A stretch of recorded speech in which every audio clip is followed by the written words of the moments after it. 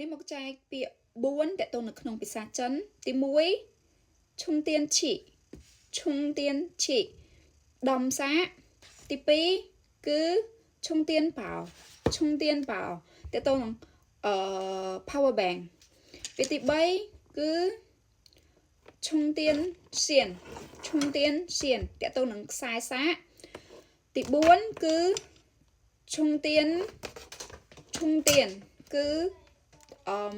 សាកថ្មបែបនេះបងប្អូនអរគ្នាមិនមែនដោតដូចគឺសាកថ្មទូរស័ព្ទសំដៅទៅលើសាកថ្មទូរស័ព្ទអញ្ចឹងសម្រាប់4ពាក្យនេះគឺទី1ឈុងទៀនឈីដំឆ្នាំងសាកទី2គឺឈុងទៀនប៉ោ power bank ទី3គឺឈុងទៀនសៀនខ្សែសាកទី4គឺឈុងទៀនសាកថ្មទូរស័ព្ទកុំភ្លេចជួយ like និង share ដើម្បីទទួលបានពាក្យថ្មីៗទាក់ទងនៅក្នុងភាសាចិនទាំងអស់គ្នា